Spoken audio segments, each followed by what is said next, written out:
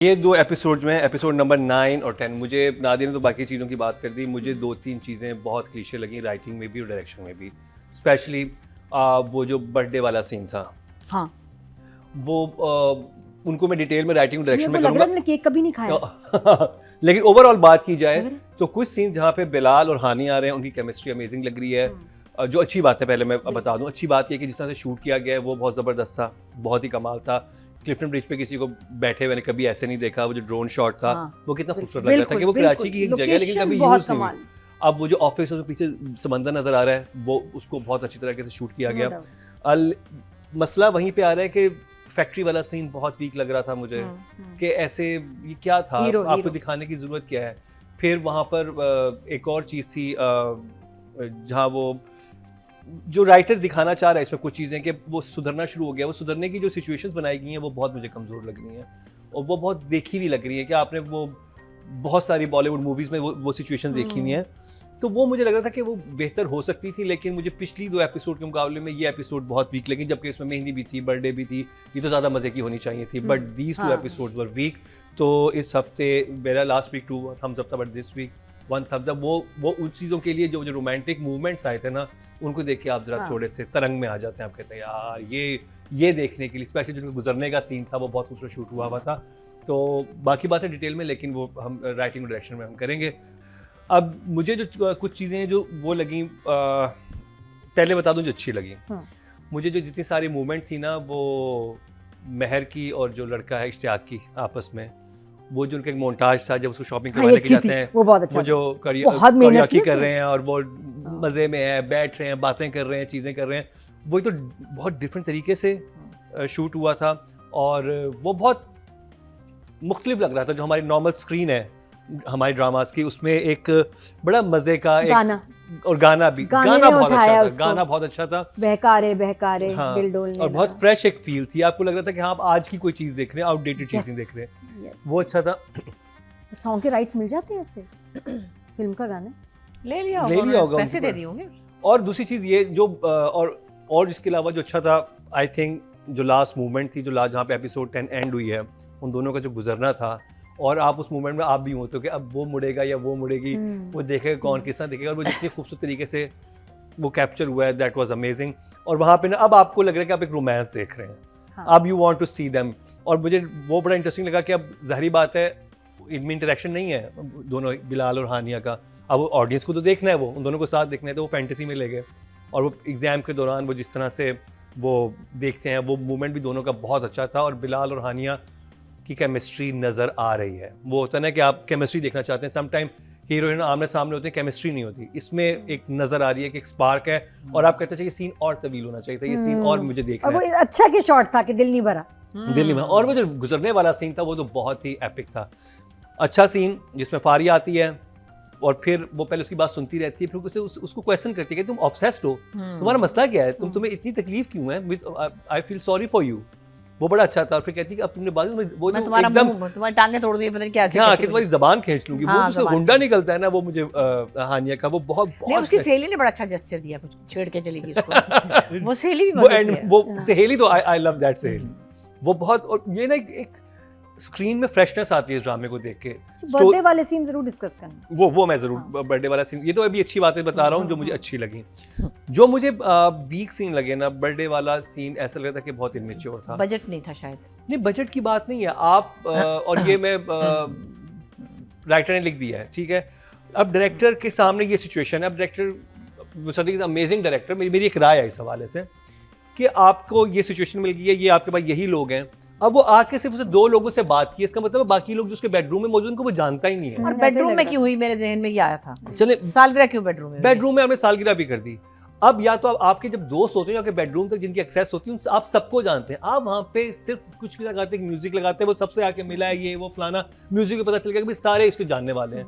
और फिर जहाँ पे एक मोन्टाज हमें जरूर चाहिए था उस सीन में पहले, ताकि आपने सबके साथ मिला दिया, डायलॉग नहीं लिखे हुए, ठीक है। अब वो आप आए एक बर्थडे में, आप पहुंचे, यहाँ पे कमरे में लोग मौजूद है, आपसे दोस्त से बात करेंगे, यार तू कहाँ गायब है, हाँ यार तू ठीक है, चलो यार केक काटो।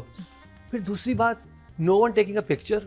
आप जरा जब बर्थडे होती है एवरीवन वाला वो मैं बनाता हूँ बर्थडे क्या जनाजे में हो रही होती है हाँ। मुझे तो ये हैरानी थी कि वो क्या 3 मिल्क केक था जो सब इतने एकदम टेबल पे खड़े हो गए जैसे छोटे बच्चे नहीं। काटो मुझे वो उसमें से फूल चाहिए, मुझे उसमें से कार दे देना। इतना लोग केक के पीछे सब देखो सब राउंड खड़े हो गए थे। ये केक के सीन round। जैसे बुशापा नबी का मुझे बहुत कच्चा लगा। ये मुझे लग रहा था कि ये कच्चा हाँ कच्चा पक्का बनी था इसको पकाया जा सकता था। अगर इसको थोड़ा सा सोचा जाता कि ये इसमें है तो यहाँ पर मेरे मुसद्दिक से एक्सपेक्टेशन ज़्यादा थी, क्योंकि ये जो मुसद्दिक जिस तरह का हमें ज़बरदस्त काम दे चुके हैं उसके लिहाज से ये थोड़ा सा सीन मुझे वीक लगा, बल्कि काफ़ी वीक लगा। क्योंकि ना वो दोस्त लग रहे थे उसके, चलें आप जैसे बुशापा ने कहा कि वो दोस्त नहीं लग रहे थे, तो आप क्या करते हैं, आप म्यूजिक लगा के सबके साथ इंटरेक्शन एक दिखाते। उसके बाद जो डायलॉग आना था वो म्यूजिक फेड होता है, वो एक कहता है यार तुम कहाँ गायब थे और तुम आजकल मिल नहीं रहे हो। फारिया कहते चलो केक काटें, और उसके बाद अचानक ही वो होता, फिर एक म्यूजिक आता, वो केक पे खिला रहा है, उसके बाद वो चुप करके निकल जाता, और फिर वो आता कि यार ये तो उसके पास टाइम ही नहीं है आजकल।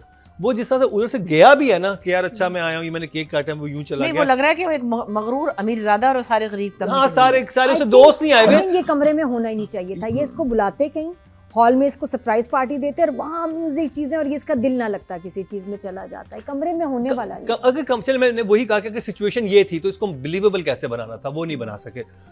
फिर आपने दिखाया कि जी आप एक पता नहीं कोई घर बना रहे हैं, हाउस सोसाइटी बना रहे हैं या कोई बिल्डिंग बना रहे हैं, वहां पर वो बात करता है कि ये यहाँ पर एक लॉन होना चाहिए। हाँ, ये और लॉन क्यों नहीं है और ये किस तरह की चीज है।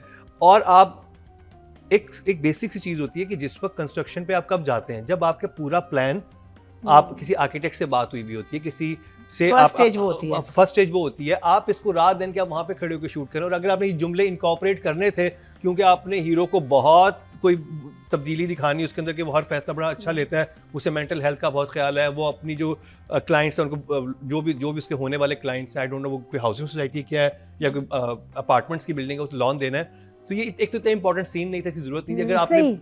अगर आपने बना ही दिया था तो फिर आप इसे कमरे में दिखाते जहाँ पे नक्शे बक्शे लगे हुए, वो कहते यार ये तुमने इसमें लॉन तो दिया नहीं है। ये उस टाइम पे वो चेंजेस हो सकते, जहाँ वो कह रहा है कि मेरा साइबर ट्रक मैंने बेचा हुआ उसके पैसों से कर देना। वो बन क्या रहा था, उस सीन की जरूरत क्या थी, वो मुझे बहुत वीक लगा। तीसरा वीक जो सीन था वो फैक्ट्री वाला था। वो जिस तरह से पकड़ा गया उसके साथ एटलीस्ट 5-6 गार्ड होने चाहिए थे। वो जो भी सिलसिला था वो ऐसे गया था कि हाँ मैं फिर पकड़ के, अब वो यूनियन का सदर है और आपका अपना एम्प्लॉय बता रहा है कि भाई ये तो सारी वो फैक्ट्री को रन करता है। वो जैसे ही आके उसको यूं फेंकता है, फिर वो आके वो बिल्कुल जैसे मुझे लग रहा था कि बॉलीवुड के अनिल कपूर या गोविंदा, जरूरत क्या है, दिखाने की जरूरत क्या, आप उसको मारने वाला उसको सीन इतना अच्छा नहीं लगा। यहाँ तो आप उसको उस तरह का दिखाएं। हमने ऐसे सीन्स बहुत देखे हैं जी। हमने यही यूनियन का सदर बना होता अनिल कपूर की सिविल, मुझे याद है उसकी फिल्म बहुत। अभी हमने सांवल यार पिया में ऐसे एक सीन देखा है जिसमें वो अहमद अली अकबर जो है वो गया है उसे। अब आप वो एक्सपेक्ट कर रहे हो अपने हीरो से, हीरो वहां जाके कह रहा है कि ये नहीं है, अब जो भी वो कहते नहीं इससे तो हमें काबू में किया हुआ है। वो जो आपका विलन है जिसको आपने मारा है उसकी कोई पावर ही नजर नहीं आ रही। वो अपनी फैक्ट्री में जहाँ पे वो शेर होना चाहिए उसके साथ तो 15-20 फंटर खड़े होते ना, वो तो पकड़ लेते। वो उसके सामने गिरीबान पकड़ के कैसे रहे, तो बिल्कुल भी रियलिस्टिक नहीं था।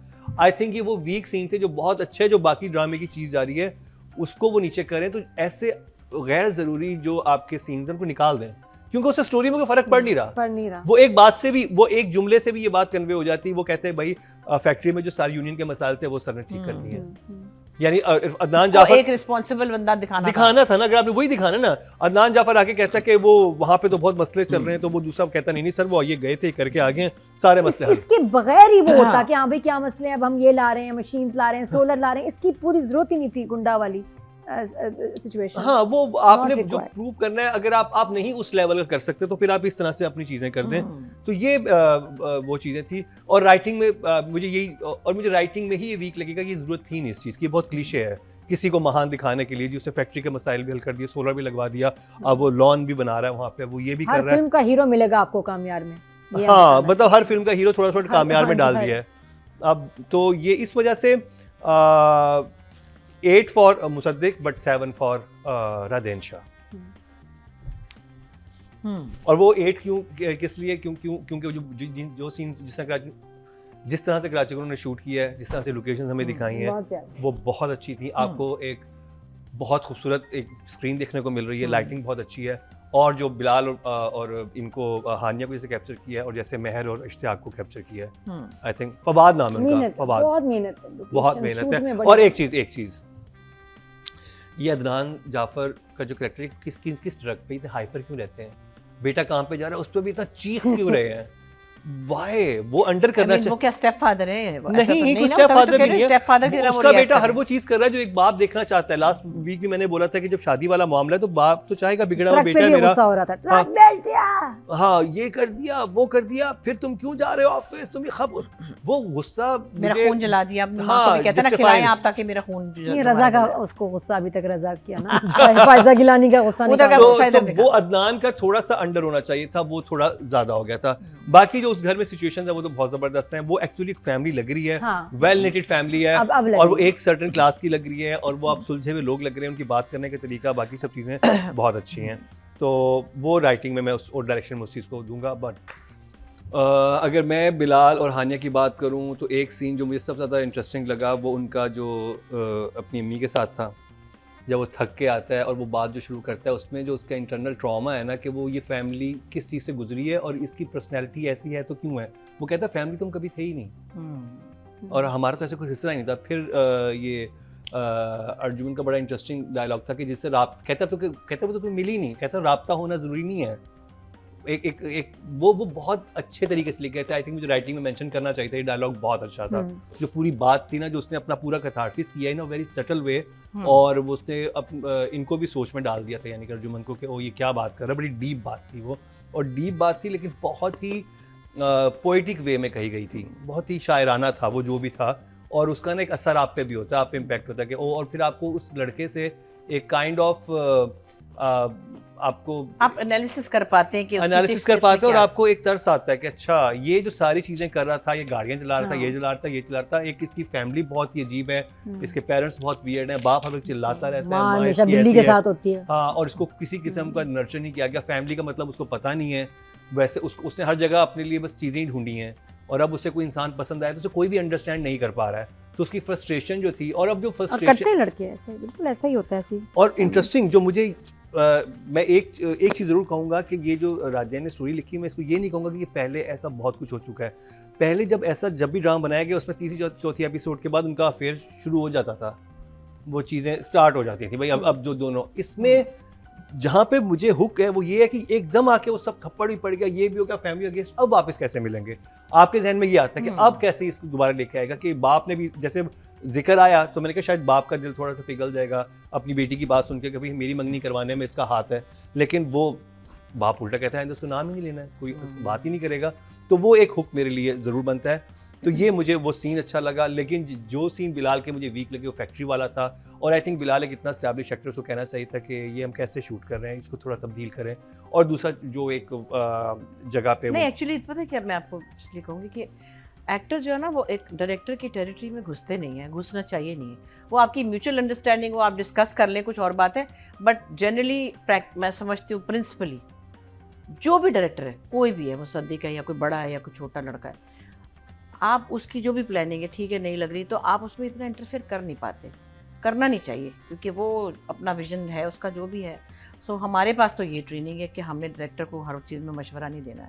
लेकिन कभी होता है ना बुशरा जी, ये गलत चीज शूट हो नहीं, रही है वो कि आपको है, लगे कि लेकिन वो इसमें फिर लॉजिक सही नहीं है, साइंटिफिकली ठीक नहीं है, ठीक है, या कुछ, लेकिन आई नो मुसद्दिक हमेशा ओपन फॉर डिस्कशन रहता है, या तो एक होना कि ऐसा फ्रेंडली अगर ऑफर है, फ्रेंडली माहौल है, क्योंकि मैंने इनको दोनों को शूट पे देखा हुआ है, तो they both are very friendly, तो दे कैन डिस्कस इट कि यार यू नो अर्जुन ने तो काम किया हुआ है, काम कर रही है मुसद्दिक के साथ, तो वो ऐसी सिचुएशन है कि वो ऐसा नहीं है कि ओ भाई ये तो मुंह बना के बैठा हुआ डायरेक्टर और ये ऐसे जो है वो बात करेगा।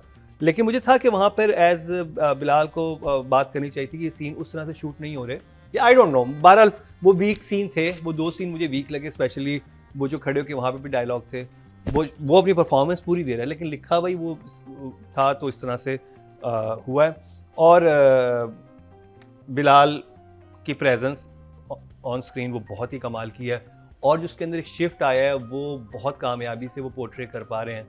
वो नज़र आ रहा है कि ये इंसान जो पहले एक जिस तरह का था, उसके अंदर एक जो भी तुग़यानी थी अंदर, जो भी मसाइल थे, अब वो कामनेस सी आ गई है, और वो कामनेस वो है जो एक तूफ़ान से पहले नहीं होती कि एक बड़ा तूफ़ान आएगा। अभी वो बहुत उसने अपने आप को रोका हुआ है, एक जब्त किया हुआ है, और वो जब्त कहाँ पे आपको विजिबल होता है, जब वो साथ गुजरते हैं, जब गुजर के वो जाते हैं तो वो उसकी फेस पे था, एंड दैट वाज वेरी बहुत अच्छे तरीके से उस बिलाल ने वो दिखाया है, तो उसके लिए बिलाल के लिए डेफिनेटली 9। हानिया की मैं अगर बात करूं तो हानिया को आई थिंक वो वो जो नेचुरल होती है ना, वो इतनी नेचुरल है कि वो लग ही नहीं रहा कि ये कभी तुम Acting की कर रही शजीन है। हम्म। ये एक नई लड़की है जो और बुशरा आपा को थोड़ा सा ज़्यादा लगा, मुझे उसका वो रोना बिल्कुल ठीक लगा, क्योंकि मैंने देखा है अपनी क्लास में लड़कियों को देखा हुआ कि एग्ज़ाम बुरा होता है वो रोना शुरू कर देती थी। बड़ी वो मर्द मार किस्म की लड़कियां थी, लेकिन एग्ज़ाम में फेल होना या बुरा उनके लिए पेपर होना, उनके लिए ये वो होता है डील ब्रेकर होता है कि ये नहीं होना चाहिए। और वो लड़की जिस तरह से फारिया को उसने जवाब दिया ना, वरदा अजीज़ को, जिस तरह से वो पहले उसकी बात सुनती रही, कहती I feel sorry for you, फिर वो कहती तुम्हारी ज़बान खींच लूँगी, वो बहुत मुझे मज़े का लगा। फिर जब उसकी सहेली बहुत ज़बरदस्त है, मुझे उनकी सहेली बनी हुई है, वो आती नहीं, कहती तुम्हारा अभी तक पेपर ख़त्म नहीं हुआ, कहती 2 मिनट दे दो मुझे चुप। यानी वो टेंशन उसके थी कि उसने जल्दी से लिखना, जैसे टीचर कहती है 1 मिनट सर 1 मिनट में अपना ये एटलीस्ट कंप्लीट कर लूँ। वो लग ही नहीं रहा वो एक्टिंग कर रहे हैं। और ये मेरे ख्याल ये टाइम के साथ साथ ये हानिया में बहुत, क्योंकि मुझे याद है कि जब हम मुझे प्यार हुआ था कि रिव्यू कर रहे थे, उसमें ये मैच्योरिटी नहीं थी। हाँ। और आई थिंक कभी मैं कभी तुम के बाद कभी मैं कभी तुम में उन्होंने किया, और उसके बाद अब तो मुझे लगता है कि हानिया ना अब कैरेक्टर को यूं करके पी जाती हैं, और वो इतनी वो जो आई थिंक उनके अंदर ना अब एक काइंड ऑफ बेबाकी आ गई है कि अब वो इनसिक्योर नहीं है, वो खुल के एक्टिंग करती है, कॉन्फिडेंस, एतमाद, और वो सब वो उन्हें पता है कि वो जो भी करेंगी ना वो लोगों को पसंद आएगा। जब आपको ऐसा कॉन्फिडेंस आ जाता है ना, तो फिर ऐसी एक्टिंग आती है।